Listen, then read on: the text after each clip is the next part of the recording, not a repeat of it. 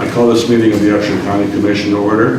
We will begin the mode of solemn meditation and prayer, followed by the Pledge of Allegiance.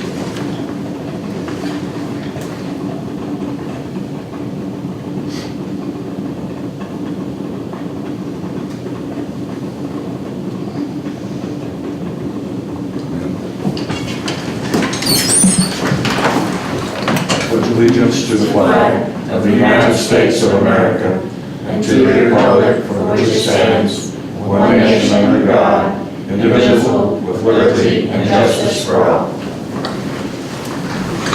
Good morning, everyone, on this chilly spring day. That thing was unseasonably chilly this morning when it came out. But summer's on its way. We have an appointment at 9:30 with Kerry Smith, Region 7, regarding a hearing and approval and signature. And we'll start with, I do that. I'm just getting in. Do you want to have the podium move there? That's fine. Okay. I can talk loud enough. Yeah. So we have a 9:30 appointment, but we'll start off with Jackie doing the minutes from last week. Thank you.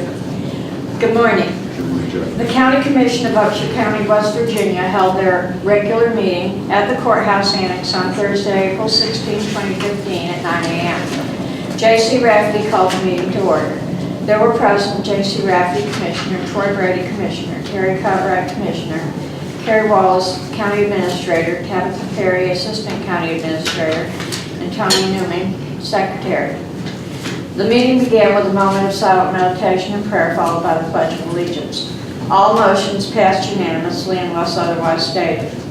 After reading of the minutes, on motion by Troy Brady, seconded by Terry Cartwright, the Commission approved the regular meeting minutes of April 9, 2015 as submitted. J.C. Rafferty welcomed the new Assistant County Administrator, Tabitha Perry. Kerry Wallace requested postponement of the discussion of findings from CARICOM's inspection of the hillside slip located at the Office of Emergency Management /E911 Communications Center, pending receipt of inspection results. Kerry Wallace provided a review of the current problems with the AS400 system and provided 3 options for consideration, with a recommendation to replace the current system. After discussion on motion by Troy Brady, seconded by Terry Cartwright, the Commission approved the purchase of a new AS400 system from Software Systems Incorporated in the amount of $46,712, which includes product and a 3-year service agreement. On motion by Terry Cartwright, seconded by Troy Brady, the Commission approved and authorized Kerry Wallace to sign the contract and related documents. After discussion on motion by Troy Brady, seconded by Terry Cartwright, the Commission approved the contract /membership renewal with Nair Corporation in the amount of $495. After discussion on motion by Terry Cartwright, seconded by Troy Brady, the Commission approved the authorization for Tabitha Perry to use J.C. Rafferty's official signature stamp to sign required documentation on behalf of the Upshur County Commission. After discussion on motion by Troy Brady, seconded by Terry Cartwright, the Commission approves the request from Donald Rice, Assessor, to convert any and all of his unused leave for service credit upon retirement as required in the retirement plan of the Employee Handbook of Personnel Guidelines. After discussion on motion by Terry Cartwright, seconded by Troy Brady, the Commission approved the employment of Mimi Griffel as full-time Deputy Assessor at the rate of $11 per hour effective April 20, 2015, as requested by Donnie Rice, Assessor. After discussion on motion by Troy Brady, seconded by Terry Cartwright, the Commission approved the employment of Sierra Warner as full-time E911 Communications Center telecommunicator at the rate of $10 per hour, effective April 27, 2015, as requested by Steve Liner, E911 Director. After discussion on motion by Troy Brady, seconded by Terry Cartwright, the Commission approved the employment of Roberta Samples as full-time legal assistant at the rate of $10.75 per hour, effective April 20, 2015, increasing to $11.75 per hour on July 1, 2015. The request made by Dave Godwin, prosecuting attorney, was for a starting wage rate of $11.75 per hour, increasing to $12.75 per hour on July 1, 2015. Mr. Godwin appeared before the commission and advised that Ms. Samples may not agree to the decreased wage rate. On a motion by Terry Cartwright, seconded by Troy Grady, the commission withdrew approval until Mr. Godwin discusses the new rate with Ms. Samples. After discussion on motion by Terry Cartwright, seconded by Troy Grady, the commission approved the employment of Seth Blake as full-time seasonal pool director at the weekly salary of $500, effective May 16, 2015, as requested by Kerry Wallace. After discussion on motion by Troy Grady, seconded by Terry Cartwright, the commission approved the resignation of Micah Harris as Community Corrections Program Director, effective date to be determined. Troy Grady noted that Ms. Harris' performance was outstanding and she would be difficult to replace. After discussion on motion by Terry Cartwright, seconded by Troy Grady, the commission approved the advertisement for a Community Corrections Program Director and/or case manager with a typographical correction, change room 303 to room 302. Applications must be postmarked on or before April 25, 2015. After discussion on motion by Troy Grady, seconded by Terry Cartwright, the commission approved Trey Addison and Brianna Smith as Lewis Upshur Animal Control Facility volunteers. J.C. Rafferty reviewed the following for your information items. Number 1, correspondence from Charles McKinney, West Virginia State Auditor's Office, announcing the completion of the audit report for fiscal year ending June 30, 2013. Report on file. 2, correspondence from Kerry Wallace to West Virginia County's Risk Pool, announcing Upshur County's intention to review the property/casualty and workers' compensation insurance policies with the West Virginia County's Risk Pool. 3, correspondence from Carol McCoy, Dominion Transmission Incorporated, providing an update on the Atlantic Coast Pipeline Project. 4, agendas and/or notice of meetings as listed. 5, meeting minutes as listed. 6, meetings as listed. 7, appointments needed or upcoming. The commission approved all invoices for payment. The commission approved all vacation orders. The commission approved the following exonerations and/or refunds as listed. The commission approved the following settlements as listed. The commission recessed at 11:45 a.m. at 12 p.m. The commission attended the Child Abuse and Neglect Prevention and Memorial Day Flag Luncheon at the Chapel Hill United Methodist Church. The commission reconvened at 1:15 p.m. Dave Godwin appeared before the commission regarding the employment of Roberta Samples. After discussion on motion by Troy Grady, seconded by Terry Cartwright, the commission approved the employment of Roberta Samples as full-time legal assistant at the rate of $10.75 per hour, effective April 20, 2015. With no further business, on motion by Terry Cartwright, seconded by Troy Grady, the commission adjourned at 2 p.m. Thank you, Jackie. Are there any corrections or additions to the minutes as read? If not, I would request a motion to approve the minutes. So moved. Seconded. All in favor say aye. Aye. Opposed, same sign. Motion carries. Minutes are approved. I would like to move the podium before the 9:30 because they're going to use it for the hearing. Okay. Like I say, the 9:30 appointment scheduled for Commissiom Smith Region 7, hearing and approval and signature of the 2015-16 Small Cities Block Grant application for the Oakland Road Public Service District Phase 3 Water Line Extension. And we still have a few minutes, so we'll proceed to the items for discussion, action, or approval.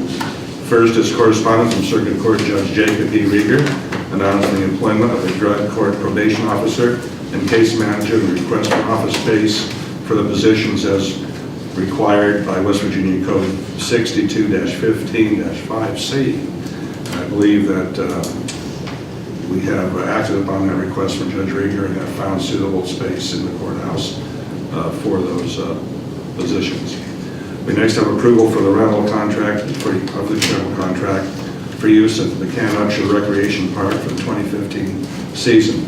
Changes include contact information for new Assistant County Administrator Tabitha Perry. And that is a contract which we entered into or had prepared through negotiations with Commissioner Cutright, I believe, and will allow, no? No, this is for rental of the pool. The rental, or okay, that's the dance. form to be used. Yes. Okay. I stand corrected. I still give kudos to Mr. Cutright for the contract that's under approval. Okay, secondly, we have correspondence from Rod Hunt, Randolph County YMCA swim team head coach, requesting use of the Buchanan Upshur pool for the 2015 season.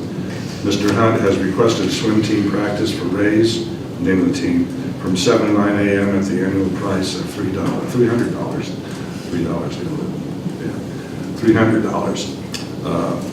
All in favor, say aye.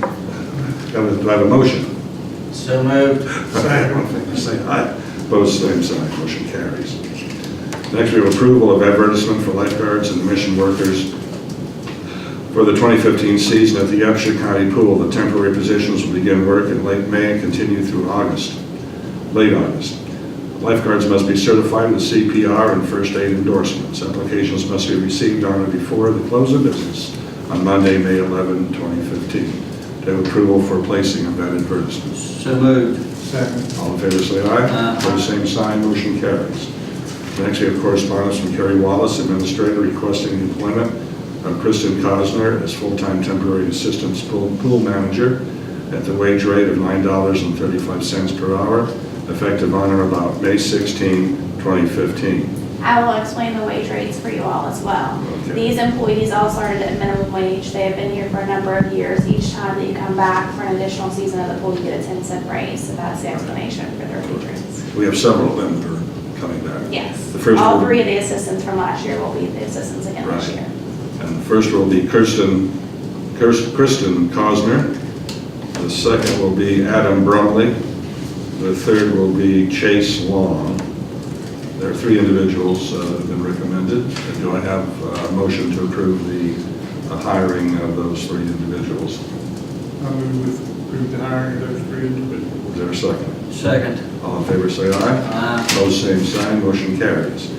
Next, we have correspondence from Beth Burkhart, Tri-County Child Visitation Program Coordinator, requesting the employment of Tanya Lake as a monitor in Lewis and Upshur County, effective immediately. I have a motion to approve that I move we approve that hire. Second. For a second, all in favor, say aye. Aye. Opposed, same sign, motion carries. Next, we have correspondence additionally from Beth Burkhart, Tri-County Visitation Program, Child Visitation Program Coordinator, requesting the employment of Lillian Lake as a monitor in Lewis and Upshur County, effective immediately. Do I have a motion to approve that employment? I move we approve that. Second. All in favor, say aye. Aye. Opposed, same sign, motion carries. And I think those two positions are very important positions. The Tri-County Child Visitation Program, for those who are not aware, is a program wherein wherein children are brought to a neutral location for visitation privileges for either the father or the mother, where there is estrangement or potential for violence. And this provides a safe location for the child and the parent to be in a safe environment. So we appreciate that program. We appreciate the volunteers and people willing to work in that capacity. Next, we have number 10, correspondence from Terry Jo Bennett, addressing a mapping coordinator, requesting employment of Natasha Perry as a part-time administrative assistant at the wage rate of $8 per hour, effective April 26, 2015. Ms. Perry will work no more than 19.5 hours per week. Is there a motion to approve that request? I move we approve that request. Is there a second? Second. All in favor, say aye. Aye. Opposed, same sign, motion carries. Next, we have correspondence from James T. Farrell expressing his interest in the director position at the Office of Emergency Management. This position will be vacated by James Ferry effective May 1st, 2015. This item may lead to an executive session. Is there a request for executive session? If not, I would take the privilege of reading the one letter from the public. It's on page 12 and 13.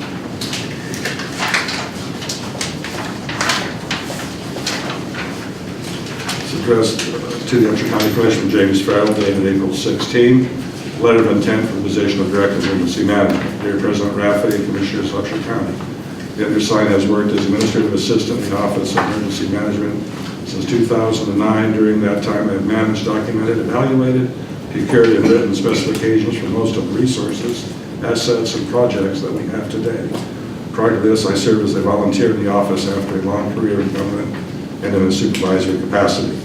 Currently, I hold all the certifications that are typically required for an emergency manager in West Virginia, which include FEMA, the Professional Development Series. I also hold advanced certifications such as Advanced Incident Command and Computer Automated Management for Emergency Operations. Having demonstrated my skills, qualifications, and commitment, I respectfully request the Commission consider me for promotion to the position of the Director of Emergency Management, and that is a part-time position. Correct. He is currently in a part-time position, and will now be transferred over at the capacity as Director. Are there any comments, or is there a motion to approve the hiring or assignment of Mr. Farrell to that position? And you also need to state the wage rate for that position. Is the wage rate stated here? It is not. From previous discussions, in the middle of the wage between the two would be $12 an hour, and then of course we have 13 after the $1 an hour raise July 1. Correct. Do you understand that, Commissioners? Do you understand what What's she the said? story at? $12 an hour to go to 13 at July 1st.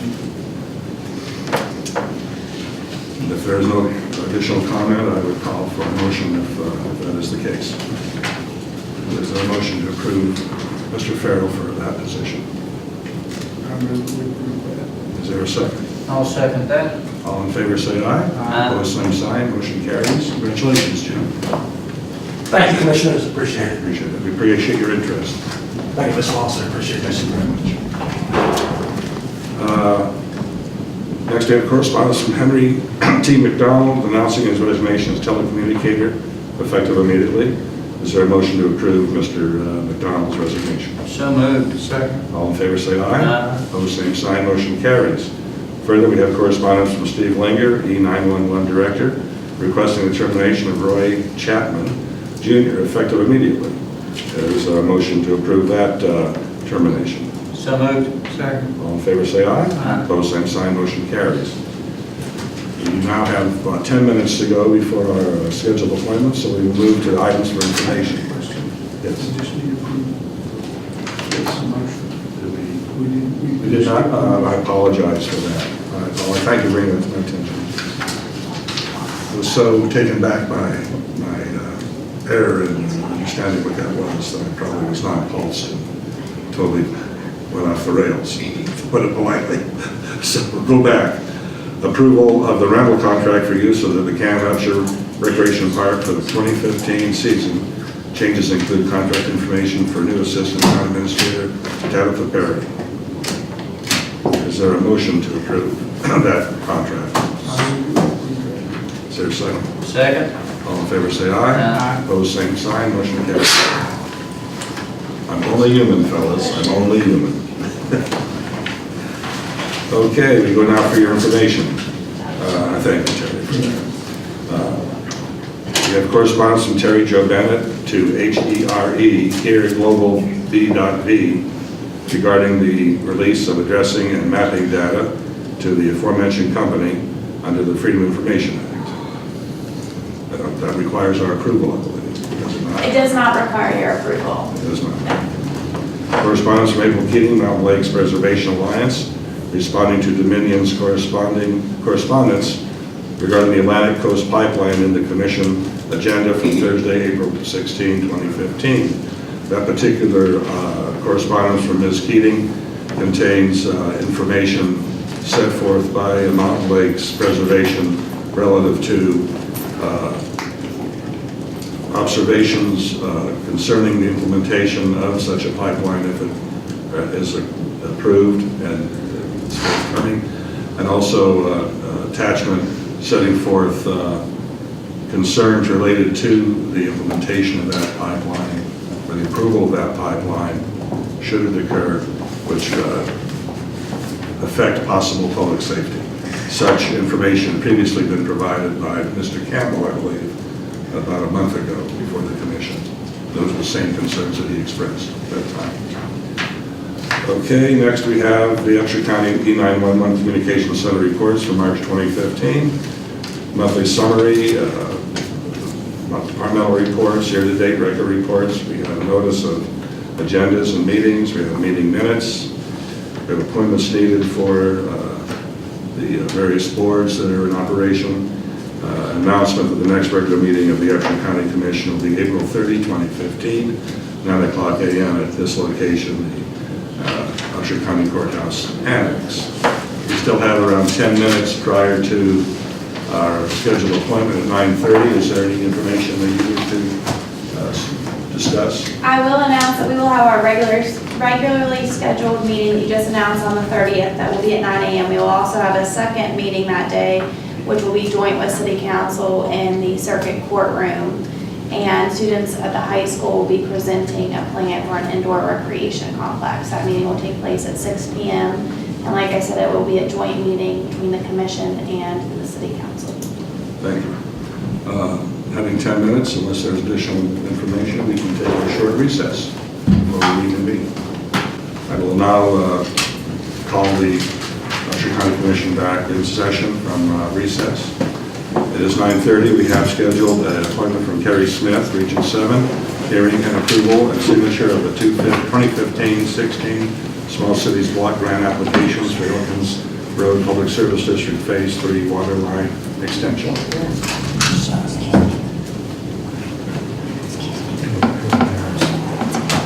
Try to speak up, gentlemen there. I'm Carrie Smith. I'm here representing Region 7 Planning and Development Council on behalf of Elkins Road PSD for the submission of a small cities block grant application, which is sponsored by the Upshur County Commission. The requirement for small cities block grant applications is to hold a public hearing, which was advertised in the Record Delta on April 15th. The public hearing allows the opportunity for the public to comment regarding the proposed project that is proposed on being submitted through the Small Cities Block Grant application. Small Cities Block Grant application deadline is May 21st. The maximum amount available through the Small Cities Award Program is $1.5 million in grant and for this type of project, and we are anticipating requesting that full amount for this application for this project. Small Cities currently has $12.5 million available for the upcoming fiscal year to be used. However, some of the money is pre-obligated from years past from where they've split funded projects. So not the whole 12.5 will be available for award when they do award those projects. The Small Cities Block Grant Program is very competitive, being that it's a grant program and there's not a lot of grant funds available. Last year alone, they received 62 applications, requesting a total of $72 million in requests towards that program. This project is a water project for the Elkins Road PSD. It's the Phase 3 water line extension. The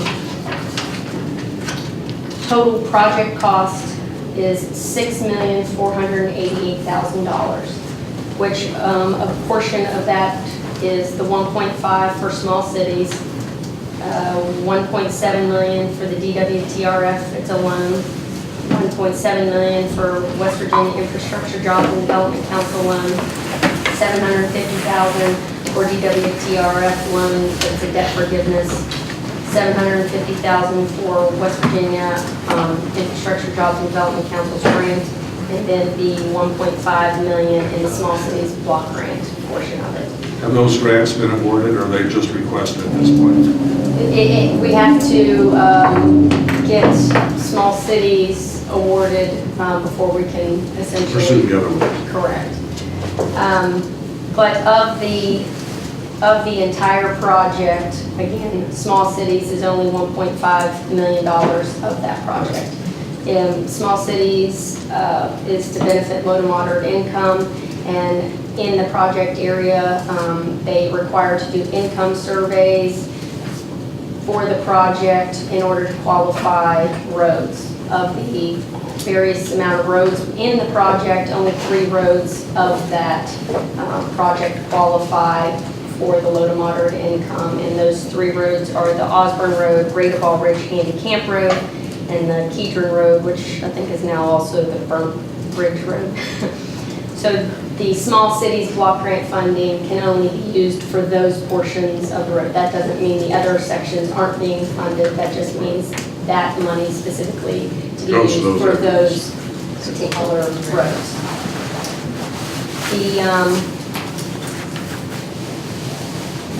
We submit the applications May 21st, and then the Development Council goes through those applications. And like I said, it's a very competitive process, being that last year alone, they were being requested in $72 million for that $12 million that's available. And one of the things that we press to the public is one way to help get your project funded is to show support by your local community, by your commissioners, by the people on the roads that are potentially being served by the project. Showing that local support and being able to include that in the application just makes your application more desirable to be selected for funding. Obviously, the Development Office has certain criteria that they rank and score projects, but you know, they do a selection to narrow some of them down, but ultimately the governor makes the final selection for who is picked for the projects. So I believe the commission designated this as the priority project Yes. with the Region 7 Yes. several months ago. yes. So if you have any other questions for me, I'd be happy to answer. Would you repeat the roads that qualify for the income qualification?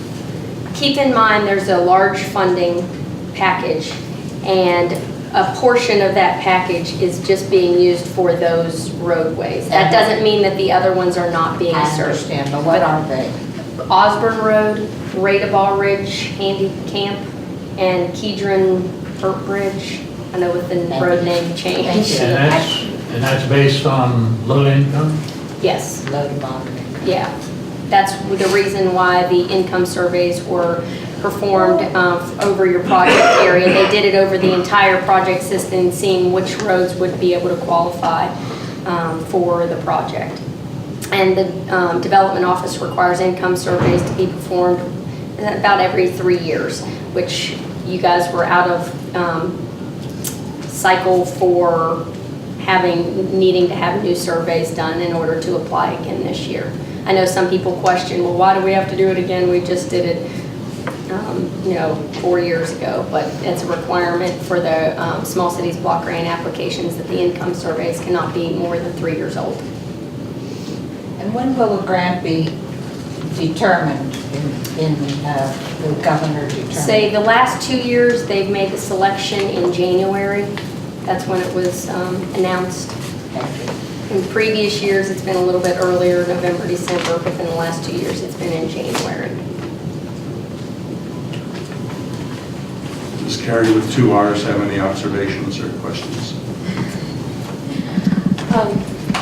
Greg, you want to tell a little bit about the project? Sure. Please. I think Shane also would like to speak as well. Okay. You have 3 Carries present today. Doing the 8th and 3.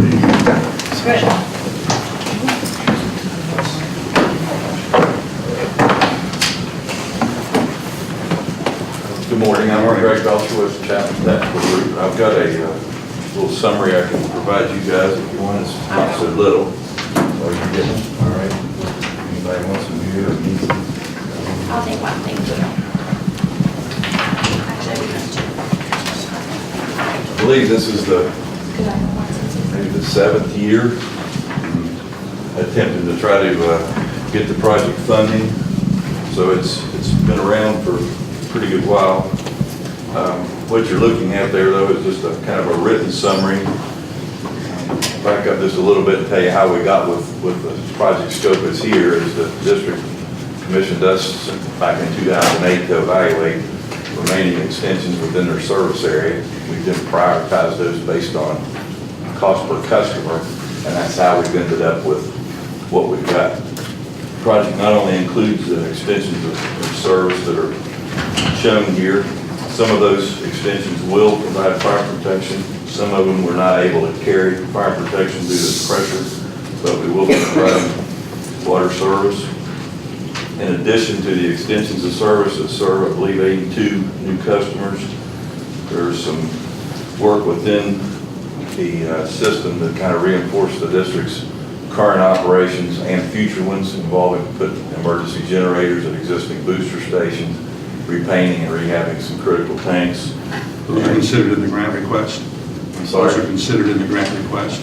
Yes, the entire project goes into the scope of the Small Cities Grant that as Carrie Smith elaborated earlier. There's three three extensions that qualify, so we're sort of kind of painting nickels, if you will. The Small Cities money, I guess, will be designated there. But the balance of the project is shown. The project cost is just a little over.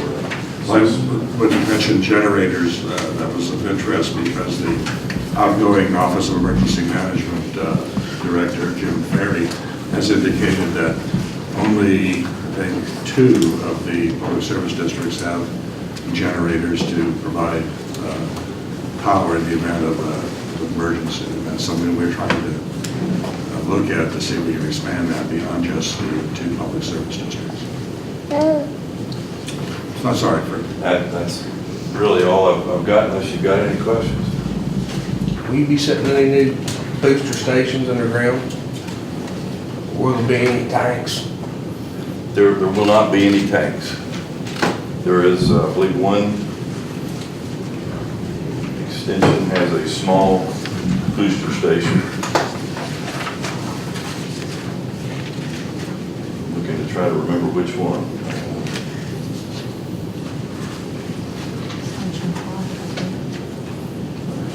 Jackson Road Winery Road, I believe that's. Yes.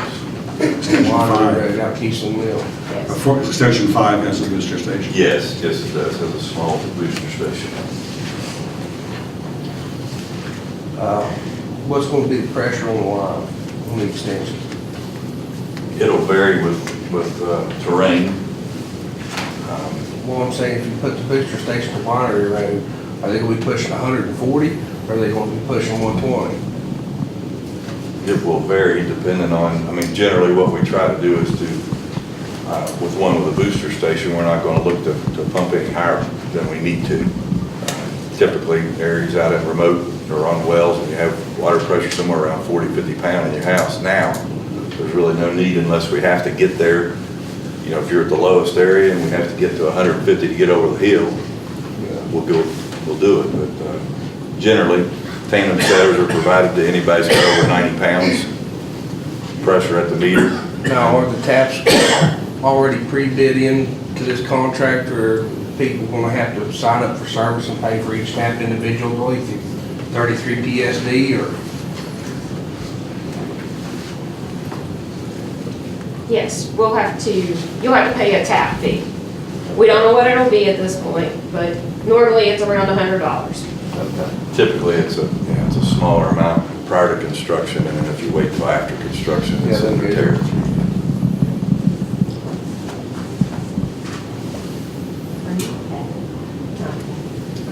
Any further questions or observations? Yes, sir. Yes, sir. My name's Phil Messenger, and I live down what used to be Braddock Lane, now called Messenger Way. And I told we're supposed to bring in a sample, so I got a sample. My well puts out for rust and my water here. But I cannot get homeowners insurance unless I get a fire hydrant. It's the section that this gentleman resides on. Will there be a fire service? And I've tried to get homeowners insurance over 20 years now. That's Braddock Lane. Yes, sir. Now it's been now called Messenger Way. Like this here for yes, sir. hesitate because I'm not exactly certain where he's at, but I do Right believe. across from Water State Park. Okay. I have it marked as fire protection. I do too. I was saying just as overall, the extension we've got for Braddock Lane. So there will be fire providing protection Fire for protection. this gentleman? We can say yes now, but until the schematics and the pressures and everything are actually all ran, which is why we hire engineers.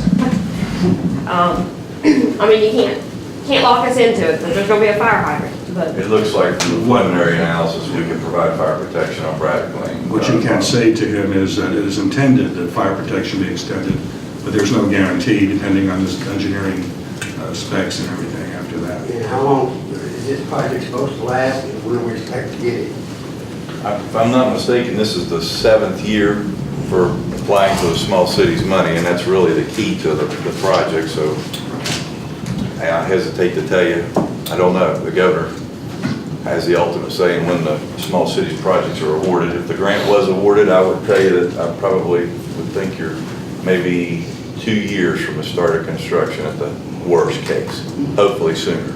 I'm just glad I got it here right. Mr. Whitehead, did you want to comment? Yes. Please.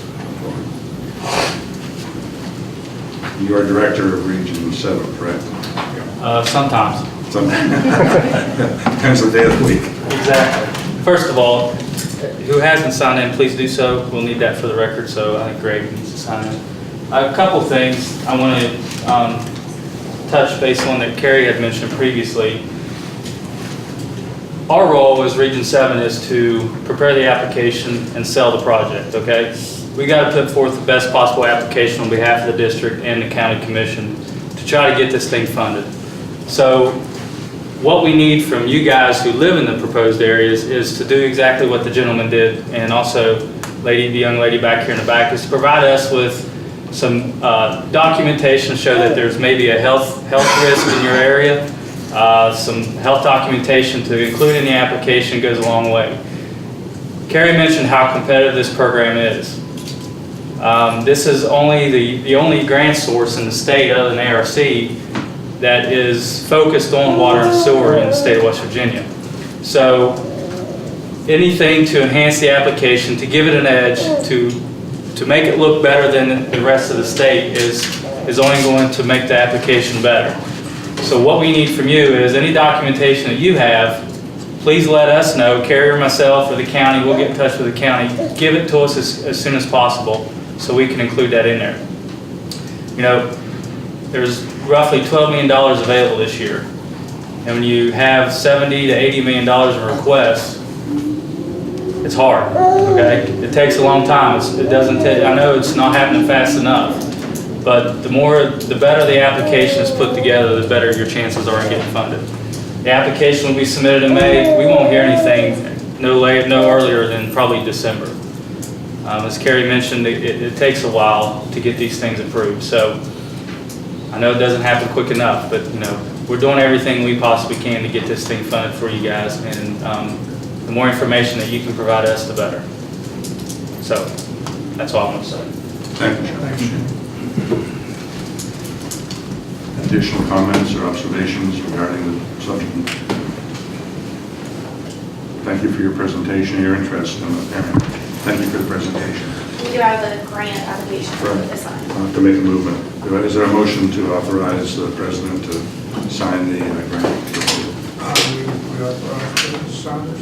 Is there a second? I'll second All that. in favor, say aye. Aye. Motion carries.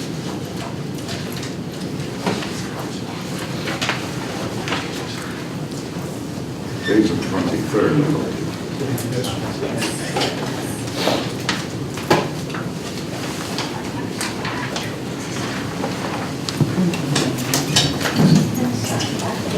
They authorize in very making information for the grant to be submitted. Yeah, we To make an have application. to make it, so this, we don't have. If you'd like to say something, you can. Yeah, I understand. But that they're already authorizing, that is the purpose of this Yes, meeting. they're authorizing it. But they like to hear stories about why you need water too. Oh, well, if they want to hear a story, I can tell. Is this the time? Sure. Sure. Go ahead. All right. Well, I'm Deanne Berry, and I currently live in Pittsburgh, but have lived in property in West Virginia. My husband and I moved back to Pittsburgh because of family illness. However, we lived for 20 years, and we have waited 40 years for water on the Hawkins Road. We have hauled water, our drinking water, and taken rainwater for washing and so on. We have gone to a number of hearings, and not these hearings, but meetings, written letters, to no avail. And I understand your job is just to approve the application, which you are doing, and I thank you. However, there's a serious need. We cannot move back until we have water. Fire safety is an issue, but we have seen water being distributed to various remote places in this county and other counties. And for 40 years, we have gotten nowhere. And I understand the grant application and how competitive it is. I'm just wanting this opportunity to tell you that there is a need. And we live on the Hawkins Road. We have property on the Hawkins Road. We've paid taxes for 40 years, commensurate with other folks who have water and sewage. I would just like to encourage in whatever way you can, whatever influence you have in the state capitol to get this small grant going. Thank you very much. Thank you. Thank you. Yeah, we do recognize the importance of potable water for everyone. And we've worked, at least the 4 years I've been here, and every commission prior to my coming on board has supported the extension of water lines, not just for the water itself, which is critical, but also for fire service. Many people might not realize this, but this gentleman here pointed out a very important issue. Without proper fire departments, volunteer fire departments, without proper access to fire hydrants, you cannot get insurance. And people maybe are not aware of this, but the ability to get insurance often many times depends on the availability of the water for hydrants or whatnot.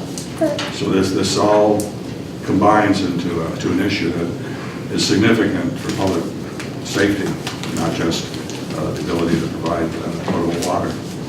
But we thank you for your interest, and certainly we have supported, every year Region 7 provides us with a list of projects which the County Commission places in priority, and this has been the priority which we are adopting. By doing that, we're telling the individuals, making the governor and other individuals, that this is a project which we, the Commission, believe is the most critical infrastructure projects in the county at this present time.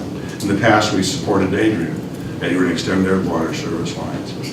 So we are very well aware of that. I appreciate your coming, and don't give up hope. But these projects typically do take years. It's not uncommon to take 9, 10, 12 years or longer. And it deals with not many times it boils down to money. Is further testimony of any, I mean, you have approved, is that?